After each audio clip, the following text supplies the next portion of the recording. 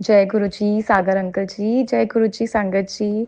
सागर uncle जी, मैं वापस आ गई हूँ अपने गुरुपा के सत्संग शेयर करने के। सत्संग तो नहीं बोलूँगी, मैं बोलूँगी एक्सपीरियंसेस, जब गुरुपा अपनी प्रेजेंस फील कराते हैं, और कुछ सत्संग डेफिनेटली। मैं शुरू करना चाहूँगी गुरुपा के महामंत्र के जाप से। ओम नमः शिवाय, शिवजी सदा सहाय। ओम नमः शिवाय, गुरुजी सदा सहाय। ओम नमः शिवाय, शिवजी सदा सहाय। ओम नमः शिवाय, गुरुजी सदा सहाय। ओम नमः शिवाय, शिवजी सदा सहाय। ओम नमः शिवाय, गुरुजी सदा सहाय।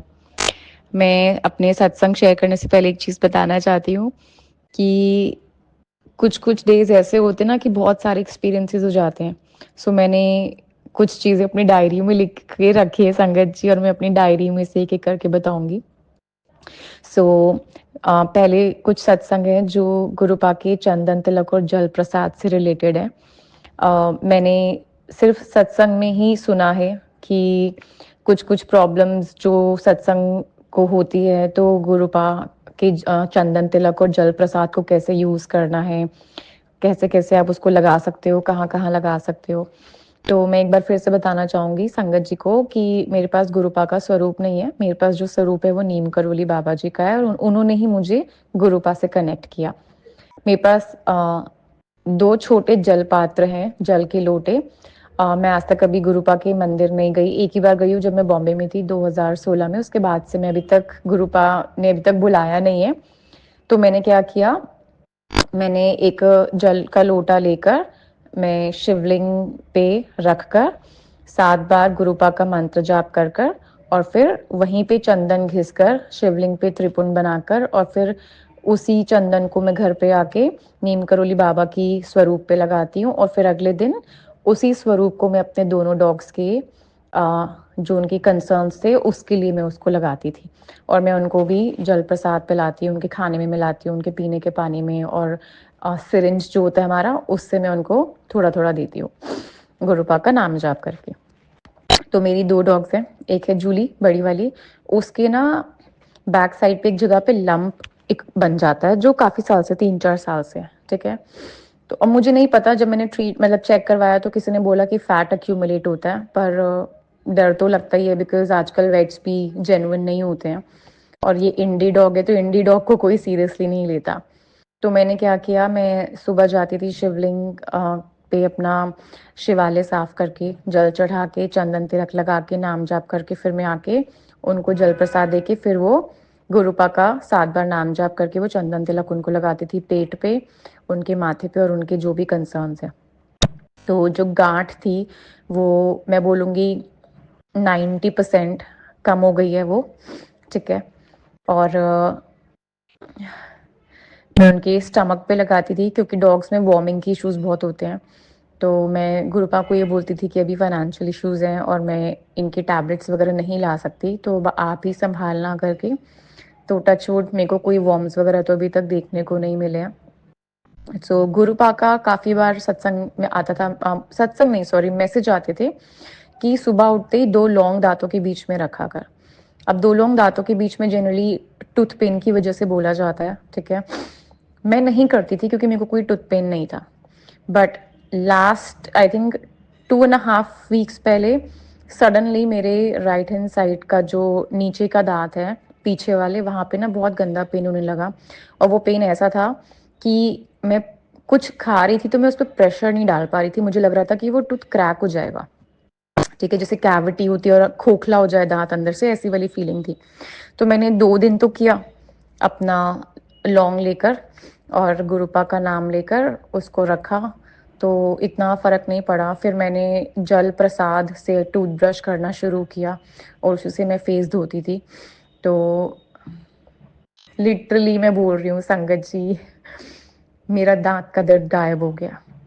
गुरुपा को पता है मैं डेंटिस्ट से बहुत डरती हूँ, मुझे नहीं पता क्यों, पर मेरे हाथों में ना पसीने छूटने लग जाते हैं, मैं रो देती हूँ।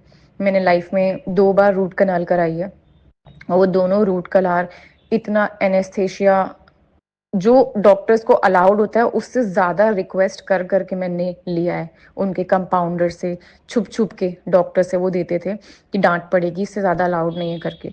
पर मेरी बहुत हालत ख़राब होती है, वो जो उनकी वो ड्रिलिंग मशीन सी होती है छोटी सी, तो लिटरली मैं रो पड़ती हूँ उस चेयर पे लेटती, मेरा रोना शुरू हो जाता है।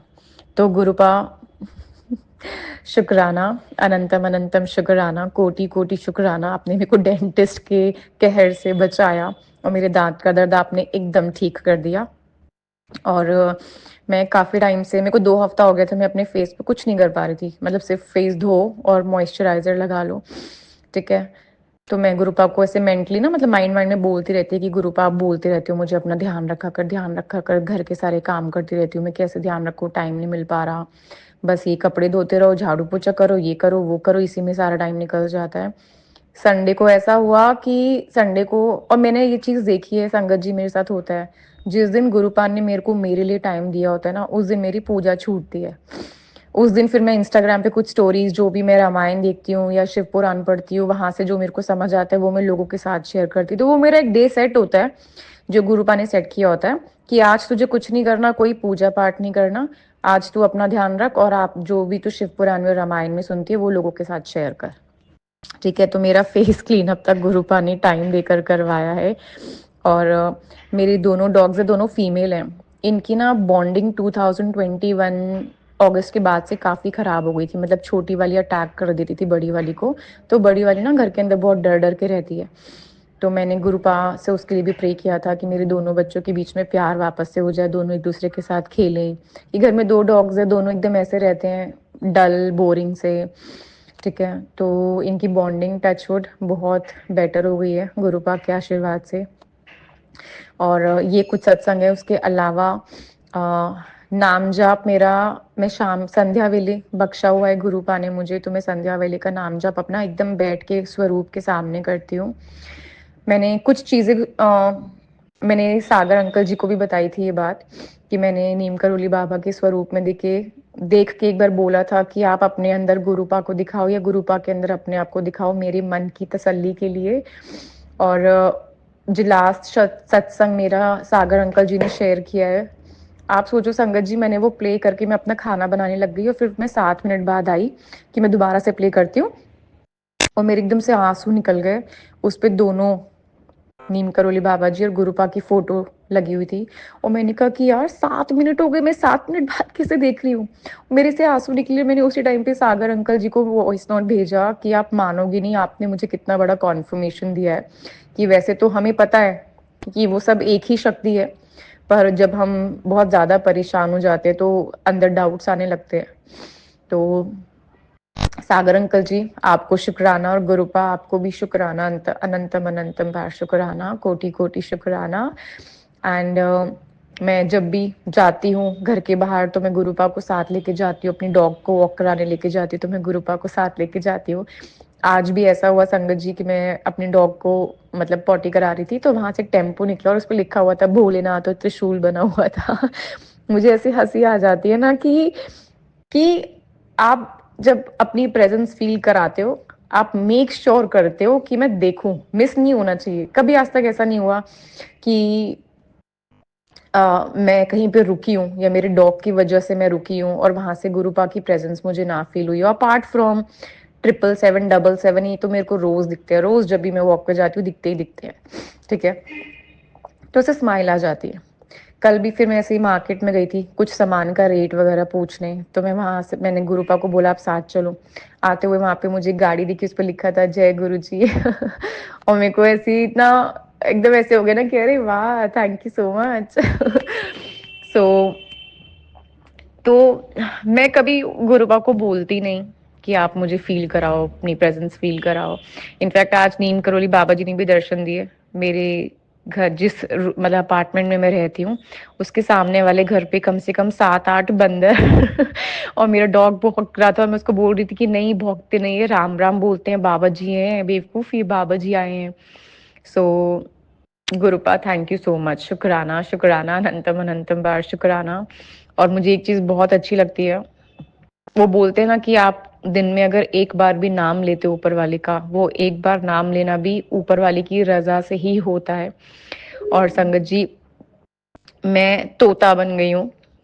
मेरा उठने से लेके सोने तक कोई ऐसा काम नहीं है कि मैं उठी हुई हूँ और मेरे मुंह से गुरुपा का महामंत्र या फिर राम जी का नाम नहीं निकले। कभी नहीं होता। बर्तन धोते हुए, रोटी बेलते हुए, आटा गूंदते हुए, सब्जी बनाते हुए, चाय बनाते हुए, नहाते हुए, ठीक है। मैंने इसे रूटीन बनवा लिया ऊपर वाले ने ना। मैं गुरुपा को बोलती भी यही हूँ कि मुझे बाहर नहीं जाना, मुझे लोगों के बीच में नहीं बैठना। कुछ ना कुछ ऐसा होता है कि मैं कुछ ना कुछ बोल देती हूँ, फिर मुझे लगता है कि यार ये ना किसी की बुराई हो गई, मेरे को नहीं करना चाहिए था। और मेरे को पता है कि गुरुपा माफ कर देंगे, पर वो एक एफर्ट जो शायद से मेरे को गुरुपा टेस्ट कर रहे थे, वहां पे मैं फेल हो गई। तो मैं गुरुपा से वही चीज बोलती हूँ कि आप मुझे लोगों से दूर रखो, मुझे अपने बच्चों में, अपने में रखो, घर के कामों में रखो, जो भी आपने सोचा है मेरे लिए आप उसमें रखो। मैं ये बुराई करना कि ठीक है, मेरी समझ है कि आप जो भी कष्ट दे रहे हो मेरे लिए दे रहे हो, मेरे भले के लिए दे रहे हो, मुझे स्ट्रांग बनाने के लिए दे रहे हो। और वो चाहे मेरी दुनिया को लगता होगा कि हमने इसका बुरा कर दिया, पर उनका वो बुरा करना भी मेरे फायदे में ही जाता है। तो बस वो हिम्मत दो, सब्र दो करके। तो कल सुबह ऐसा हो गया था संगत जी कि मैं उठी और मेरा ना सिलेंडर खत्म हो गया और मेरे पास 0 रुपए थे अकाउंट में, लिटरली 0 थे। मेरी तो 2.5 साल से फाइनेंशियल इश्यूज ही चल रहे हैं, ठीक है। और मैं ऐसे रोई और मैंने गुस्से में बोला, सुबह मैं माता रानी का पाठ करती हूँ, मैंने ऐसे बोला, मैंने कहा नहीं जलाऊंगी आज मैं जोत, आपको जो करना है कर लो। और मैं फिर नाम जाप करने बैठी रोते रोते। और फिर ऐसे ना विस्पर नहीं होता कि पानी गर्म कर रही है ना नहाने का, उसमें उबाल लिया अभी के लिए, ठीक है। फिर मैंने अपने 2 फ्रेंड्स को बोला, चलो पैसे अरेंज हो गए, सिलेंडर आ गया। मैंने एक छोटी सी लिस्ट लिख के रखी है नीम करोली बाबा जी के स्वरूप पे। तो मैंने उनको उसमें एक जो चीज़ है वो ये है कि मुझे कड़ा प्रसाद खाना, और मेरा घी खत्म हो गया, आप घी अरेंज कराओ। और संगत जी, कल मेरी फ्रेंड ने पैसे दिए, मैं जाके पाव ग्राम घी लेकर आई और मैं इतनी खुशी खुशी से उछलते हुए कि देखा तूने कहा था ना गुरुपा को कि कड़ा प्रसाद खाना है। और कल थर्सडे, तो आज अब मैं कड़ा प्रसाद बनाने जाऊंगी गुरुपा के लिए। और मेरे बच्चे भी बहुत खुशी खुशी खाते हैं जब मैं उनको आप बोलोगे ना प्रसाद, आप उनको प्रसाद बोल के कुछ भी खिलाओ वो खाते हैं। फिर चाहे वो मिश्री हो, लड्डू हो, खीर हो या फिर कड़ा प्रसाद हो, आप उनको रोटी का टुकड़ा भी दोगे प्रसाद बोल के, वो खुशी खुशी खाते हैं। तो ये मेरे सत्संग और एक्सपीरियंसेस अभी तक के गुरुपा के साथ में। गुरुपा ने बोला कि शुक्राना सत्संग शेयर कर अमृत वेला में, और मेरा अमृत वेला नहीं हो पा रहा, मैं बताती हूँ क्यों। ठंड जब से बढ़ी है, मेरे को टेंशन हो रही थी क्योंकि मैं अपने डॉग्स को ना सुबह 3:30 बजे लेकर जाती हूँ अर्ली मॉर्निंग की, क्योंकि उस टाइम पे ना तो कोई लोग होते, ना डॉग्स इतने होते, ना कोई ट्रैफिक होता, ना कोई बच्चे भाग रहे होते। तो मेरे को बहुत पीसफुल लगता है कि मेरे डॉग्स आराम से जाते हैं, आराम से हम आते हैं, कोई नेगेटिविटी नहीं, कोई चिक चिक नहीं, कोई डर नहीं रहा डॉग को देख के, कोई रिएक्शन नहीं, ठीक है। तो आ, तो जब सर्दियां भी बढ़ने लगी ना तो मेरे को टेंशन हो रही थी। मैंने कहा यार गुरुपा मैं कैसे करूं, मैंने कहा कि ये सुबह उठना मतलब इनको लेके जाना पड़ेगा, और ये तो शूज पहन नहीं सकते और उनके पाँव में चढ़ेगी ठंड, तो बहुत मुश्किल हो जाएगा इनके लिए, ठीक है। क्योंकि मैंने देखा एक बार अपने, जो मेरी डॉग है जो घर के अंदर नहीं गंदा करती, उसको बाहर जाना ही जाना है, ठीक है। तो मेरे को बुरा भी लगता है कि बेचारी पूरा एक दिन में ऑलमोस्ट 24 घंटे में एक ही बार जाती है, तो वो अपना अपने आप को ढाल चुकी है वैसे कि अब तब तक मेरे को रोक के रखना है। तो मैंने सूसू का उसका कैसे भी इंतजाम किया घर के अंदर।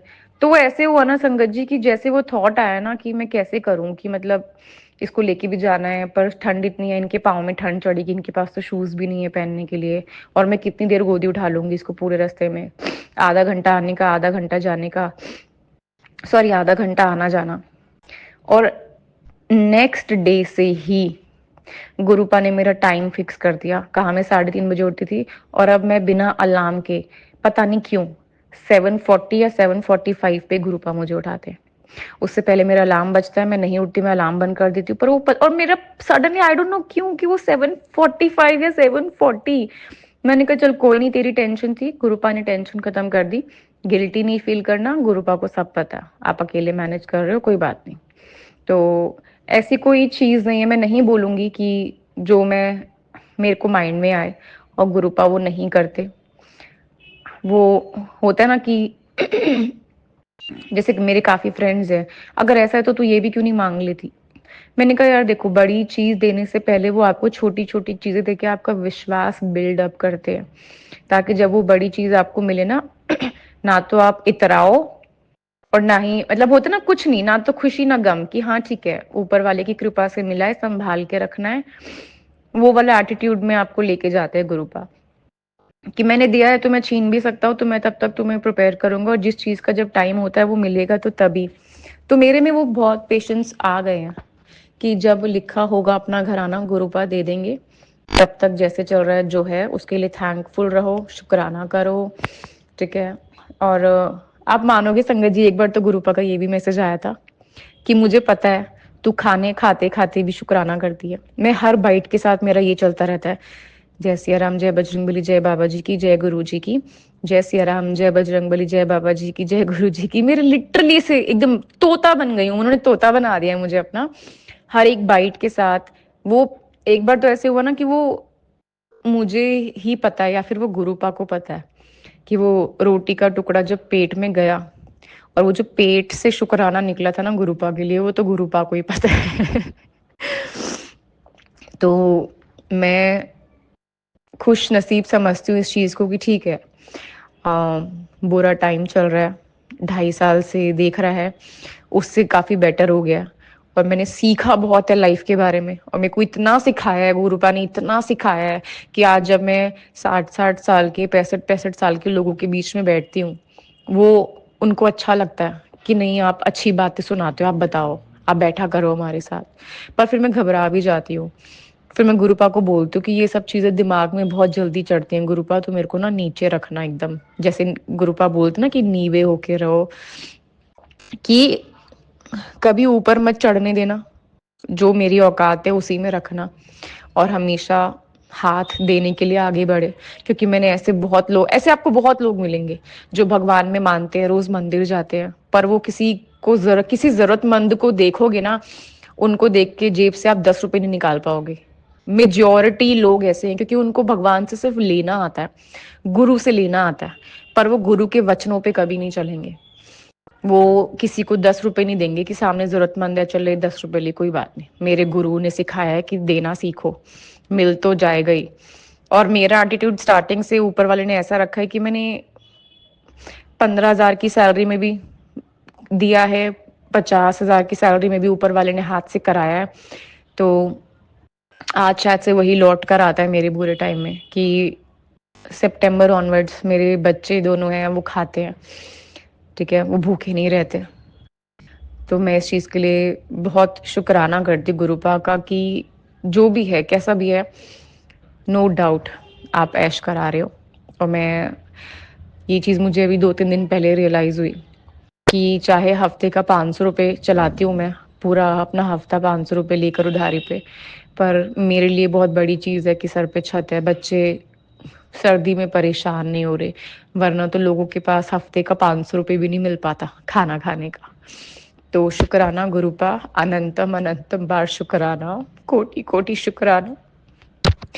हमेशा अपनी सेवा में रखना, अपने पास रखना, अपने बना के रखना और सब्र देना, शुक्राना कराते रहना और अपने हर प्राणी और हर जीव को ये समझ देना कि ये जो जिंदगी है और जो ऊपर वाले ने दिया है, वो इसलिए दिया है कि आप किसी और के काम आ सको, वरना तो दुनिया लेना ही जानती है, देने के टाइम पे किसी को जरूरतमंद दिखता ही नहीं है।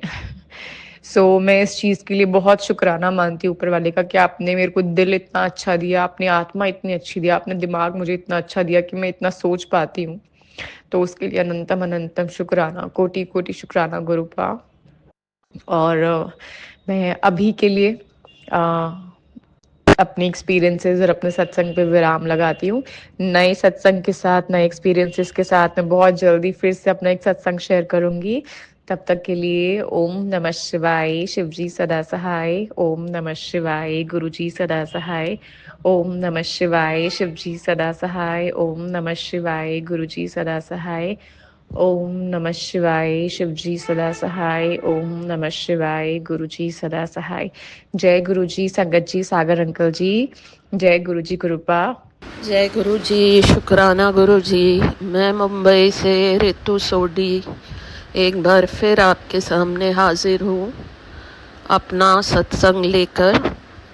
गुरु जी हर तरह से हमारी लाइफ को ब्लेस करते हैं। कुछ दिनों से मेरे को मैसेज आ रहे थे कि मैं तुझे एक लंबी ट्रिप पे भेजूँगा और तू उसकी तैयारी कर ले।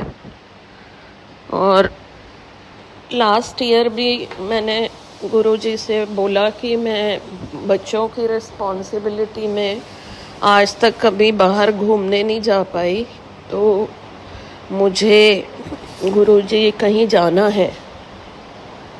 तो उस टाइम हमारा थोड़ा डिले हो गया और फिर बच्चों ने बोला कि हम इस साल 2024 को बाहर मनाएंगे और आपको साथ में लेके जाएंगे। तो मैंने मतलब अपना दिमाग लगाया ही नहीं कि मुझे कहाँ जाना है कहाँ नहीं जाना है। फिर मैंने सब कुछ गुरु जी पे छोड़ दिया और फिर अचानक से बच्चों ने बोला कि आपका पासपोर्ट रेडी कर लो, सब कर लो। तो मेरा पासपोर्ट रिन्यू होने वाला था, तो उसमें थोड़ा सा जब मैं गई तो उन्होंने कुछ पेपर्स वगैरह की कमी, पैन कार्ड में नेम में थोड़ा गड़बड़ था, फादर के नेम में। तो मैंने सारी चीज़ें आकर के गुरुजी से बोली और मेरे बेटे ने, छोटे वाले ने फटाफट से ऑनलाइन उसको डाला और सारी चीज़ें विदिन 10 डेज़ हमारा सारा ये पेपर वर्क कंप्लीट हुआ। फिर मैंने जाके पासपोर्ट अप्लाई किया न्यू, और वहाँ भी सारी चीज़ें स्मूथली हो गई, कोई प्रॉब्लम नहीं आई। इसके बाद मेरा सारा टिकट वगैरह बच्चों की हो चुकी थी, मेरा सारा काम हुआ और फिर हम अभी 28 तारीख से 5 तारीख तक बाहर ही थे। तो गुरुजी ने हमें इतनी अच्छी ट्रिप ब्लेस की। हम जहाँ भी गए हमने बहुत एंजॉय किया। एक आध जगह थोड़ा पानी में डर लग रहा था मुझे, तो मैंने गुरुजी से बोला कि मुझे डर लग रहा है बहुत। तो उन्होंने हर चीज़ का डर भी फटाफट निकाल दिया और हम लोगों ने मतलब बहुत एंजॉय किया। मेरे साथ दीदी के बच्चे भी थे, तो सब लोग हंसते गाते 8-9 दिन हमारे कैसे निकल गए मुझे पता ही नहीं चला। और मैंने जहाँ भी मैं रही, मैं सबसे पहले सुबह गुरुजी का शुक्राना अदा करती रही कि आपने मुझे इतना अच्छा ट्रिप ब्लेस किया, थैंक यू गुरुजी। और हैरानी की बात यह है कि जब हम 2 जगह घूम रहे थे तो वहाँ पे मतलब दूर दूर भी पॉपुलेशन और ये नहीं होता है, और सड़कों पे तो लोग आते ही नहीं है बाहर। तो तब भी मुझे कार के पास मैं बैठी थी, मैं थक गई थी, तो वाइट कलर की बटरफ्लाई उड़ती हुई दिखी, जबकि उस पूरी कंट्री में मैंने घूमते हुए बटरफ्लाई कहीं नहीं देखी थी। और एक बार और हुआ है कि एकदम से डेजर्ट में मेरे पास से कुछ वाइट वाइट चीज़ छोटी सी उड़ के गई। अब वो पता नहीं बटरफ्लाई थी या क्या था, 1 सेकंड में मैं देख नहीं पाई। पर वहाँ ये चीज़ दिखना अपने आप में बहुत बड़ी ब्लेसिंग फील हुई मुझे, क्योंकि कहते हैं ना कि जब बटरफ्लाइज दिखे या पिजन दिखे या कोई भी सुंदर आपको चीज़ की ब्लेसिंग गुरुजी दे रहे होते हैं उस टाइम। तो आगे जब हम लैंड किए और यहाँ पे आए तो मेरी तबीयत भी थोड़ी ख़राब हो गई थी वेदर चेंज की वजह से। तो भी गुरुजी ने मुझे बोला कि कोई डरने की बात नहीं है, मैंने सब ठीक कर दिया है। और वाकई में मतलब 2 दिन रेस्ट करने के बाद आज मैं बेटर फील कर रही हूँ। अदरवाइज़ जब भी मुझे ये वेदर चेंज होता है तो बहुत लंबे टाइम तक स्ट्रगल करना पड़ता था पहले। और अभी एक और गुरुजी ने हमें ब्लेस किया है, वो भी मैं आप सबके साथ शेयर करना चाहती हूँ। मेरा बेटा बड़ा वाला पिछले 1.5 साल से बाहर जाने के लिए ट्राई कर रहा था, क्योंकि वो अच्छी कंपनी में जॉब करता है, पर उसे बाहर जाने का बहुत क्रेज़ था। तो उसने कनाडा के लिए भी अप्लाई किया था। तो उस समय मैंने गुरुजी को नया नया मानना ही शुरू किया था। तो मैंने गुरुजी से बोला कि गुरुजी मुझे नहीं पता नहीं अंदर से आवाज़ नहीं आ रही, मुझे लगता है कि आप देखो कि अगर इसके लिए वहाँ जाना सही है तो इसको वो ट्रिप ब्लेस करना, सॉरी वहाँ जाने के लिए मतलब इसका पीआर लगवाना। और आप यकीन नहीं करेंगे कि सब कुछ अच्छा होते हुए भी, स्कोर भी सही था, सब सही था, मेरे बच्चों का पीआर आया ही नहीं। और वो थोड़ा डिसअपॉइंटेड था। तो मैंने उसको बोला कि नहीं, अगर गुरुजी बोल रहे हैं कि ये प्रॉब्लम होगी कोई, इसलिए वो आपको नहीं दे रहे। तो उसने मेरी बात सुनी और फिर मैंने उसे भी बोला कि आपको ऐसे ऐसे रोज़ गुरुजी का शुक्रिया अदा करना है और सब कुछ उन्हीं पे छोड़ दो और आप अपना अच्छे से तैयारी करो। दोबारा इसको मौका मिला था किसी अदर कंट्री के लिए।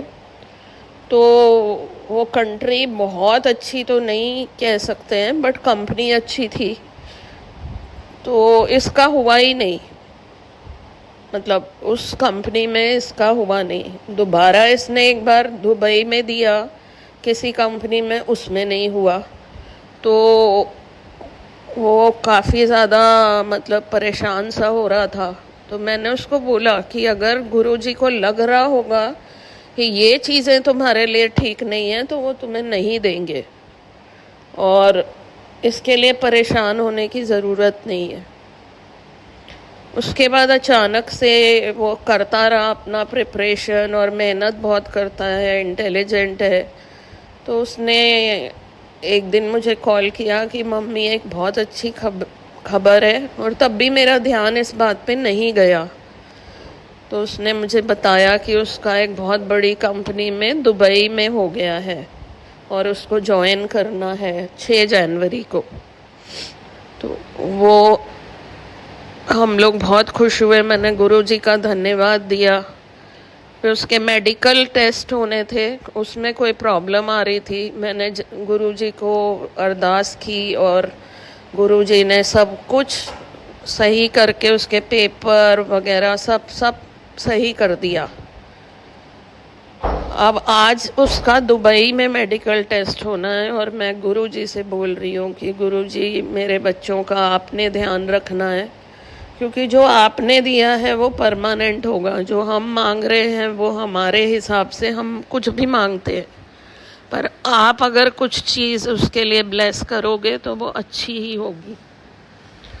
उसने ज्वाइन तो कर लिया है कल, और आज उसका मेडिकल टेस्ट होना है। तो आप सब भी गुरुजी से प्रे करना कि सब अच्छा हो जाए। इसके अलावा बहुत सारी चीज़ें छोटी छोटी हमारी लाइफ में हुई हैं, हमने अपने में बहुत चेंज फील किया है। मेरी मम्मी के ऑपरेशन के बाद मैं बहुत डिप्रेस्ड हो गई थी। गुरुजी ने लगातार मुझे संभाला, मुझे मैसेज दिया कि तू मतलब सत्संग खुद कर, अकेले कर। तो मैंने 11 दिन अकेले सत्संग किया लगातार रोज़, और उसके बाद से मुझे अच्छा फील होने लगा और मैं वापस अपने जैसे पहले रूटीन में थी मैं वही करने लग गई हूँ। क्योंकि बीच में डॉक्टर ने मुझे बहुत हैवी डोज दी थी जिससे मेरी तबीयत बिगड़ गई बहुत। तो उसको मैंने डस्टबिन में फेंक दिया और गुरुजी के स्वरूप से बोला कि मुझे गुरुजी ये दवाइयाँ नहीं खानी। और गुरुजी ने सच में मुझे उस प्रॉब्लम से बाहर निकलने में बहुत ब्लेसिंग दी है। तो आप सबसे मेरी यही गुजारिश है कि गुरु जी पे अगर आप बिलीव करते हैं तो फुल बिलीव करें, अपना दिमाग नहीं लगाएं और छोड़ दें हर चीज़ को उनके ऊपर। अभी मेरा छोटा बेटा पढ़ रहा है, वो बहुत अच्छे कोर्स कर रहा है, तो उसको पहले उसके सारे फ्रेंड्स को प्लेसमेंट हो गई थी, उसकी नहीं हुई। तो तब भी मुझे यही था कि गुरुजी ने कुछ ना कुछ उसके लिए अलग तय किया है और उनके कहे अनुसार हमने इसको पढ़ाई जारी करवाई, जबकि वो करना नहीं चाह रहा था, वो पढ़ना नहीं चाहता आगे। पर हमने उसे बहुत बोला कि नहीं तुम पढ़ो आगे, गुरुजी ने बोला है। और वो पहले ना गुरुजी को मानता था, ना ही उनकी बारे में सुनता था। तो अब वो उनको मतलब दिया भी जलाता है, उनको उनका टीका भी लगवाता है और बहुत सारी चीज़ें अच्छी करता है। तो गुरुजी हमेशा मैसेज देते हैं कि तेरे बेटे को मैंने ले लिया है, अब मैं उसके साथ में जो भी उसकी लाइफ में अच्छा होना है वो मैंने करना है। तो इसलिए मैंने दिमाग लगाना बंद कर दिया है। बीच में मैंने ट्राई किया था कि इससे बात करूं, उसको बोलूं, मतलब अपने सोर्स के थ्रू, बट वो सारी चीज़ें हुई ही नहीं। तो इट मीन्स गुरुजी नहीं चाहते हैं कि मैं किसी इंसान की हेल्प लेके उसको काम करवाऊं। मैंने फिर सब कुछ गुरुजी पे छोड़ दिया है, वही उसको रास्ता दिखाएंगे, वही उसकी चीज़ें करेंगे। और जैसे बड़े बेटे को उन्होंने ब्लेस किया है, मेरे डॉटर इन लॉ को ब्लेस किया है, वैसे ही छोटे बेटे को भी वो ब्लेस करेंगे। अभी डॉटर इन लॉ इंडिया में है, उसको भी 2 महीने में वीज़ा के लगेगा बेटे के थ्रू, तो फिर वो जाएगी। तो हम सब यही अरदास करते हैं कि सबकी फैमिली सुरक्षित रहें, प्यार से रहें।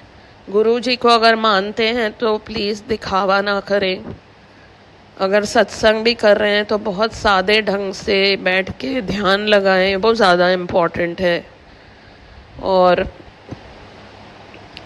दिखावा करने से, बहुत सी चीज़ें करने से वो चीज़ें नहीं मिलती जो गुरुजी हमें सच्चे मन से आँख बंद करके ध्यान लगाने से ही सब चीज़ें हमारी लाइफ में वो कंट्रोल कर लेते हैं। उनको कुछ बताना नहीं है, बस बोलना है कि गुरुजी आप हमारी ज़िंदगी में हो, आप ही पर हमने सब छोड़ दिया है। तो इसी के साथ मैं अपने सत्संग को यहाँ विराम देना चाहूँगी। ओम नमः शिवाय, शिव जी सदा सहाय। ओम नमः शिवाय, गुरु जी सदा सहाय।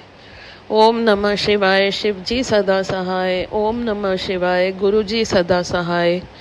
इसके साथ ही मैं आप लोगों को बोलना चाहूँगी कि सब जने नए साल में ये प्रे करें कि बीमारियां हमसे दूर रहें, सारी धरती सुरक्षित हो सके तो गुरु जी की आज्ञा अनुसार जानवरों का ध्यान रखें। वो बार बार हमें समझाते थे कि जानवरों के साथ बैड बिहेव ना करें और उनसे बहुत, वो हमारी जिम्मेदारी है। अर्थ को प्रोटेक्ट करना, जानवरों को प्रोटेक्ट करना हमारी जिम्मेदारी है।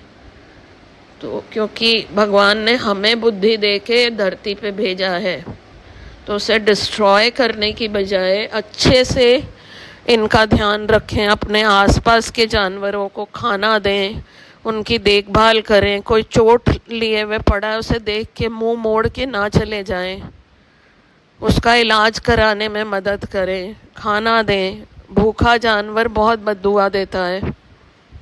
और ये कभी ना समझें कि कोई जानवर अगर आपके सामने मर गया है तो वो आपकी कर्म लेके अपने ऊपर चला गया है। ऐसा कुछ नहीं है, सब अपना अपना कर्म ही भुगतने आते हैं। और अगर किसी जानवर को आप घायल या इस अवस्था में देखें तो उसे ज़रूर पहुंचाएं। ये भी मुझे गुरुजी ने टेलीपैथी के थ्रू बोला है कि मैं सबको ये मैसेज दूं, तो मैंने इसीलिए अपने सत्संग में इसको भी ऐड किया है। तो thank you Guru ji, thank you गुरु जी, शुक्राना गुरु जी।